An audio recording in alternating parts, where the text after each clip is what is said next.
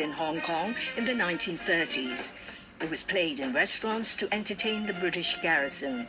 By the 1950s and 60s, live jazz was played in more venues, such as hotels and nightclubs. In 1989, the Jazz Club and Bar opened in Lan Kwai Fong, ushering in a golden decade in the local jazz scene. That was really the first in the history of Hong Kong, the first dedicated jazz club. It held nightly jazz jams. More than 200 international jazz artists have performed there. In 1992, it also held the first Hong Kong International Jazz and Blues Festival.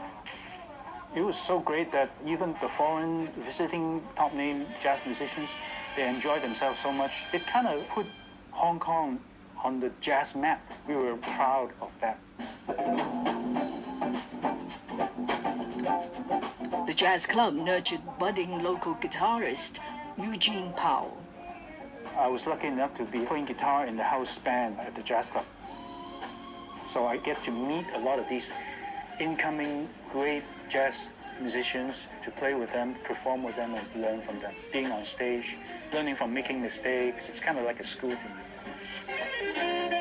The jazz club paid up to $1,000 a night for top jazz artists. Its clientele was mainly expat. It managed to break even for 7 years. By the late 1990s, the club was hit by rent increases.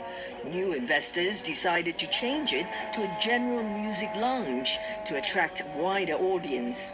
Fewer international jazz legends visited. Local jazz talents switched to performing in music rooms once or twice a week. The jazz club closed in 2003. We have a fear to call only as a jazz bar, because if the people they like other kind of music, and then they will not come to your bar. Joyce Pang, a jazz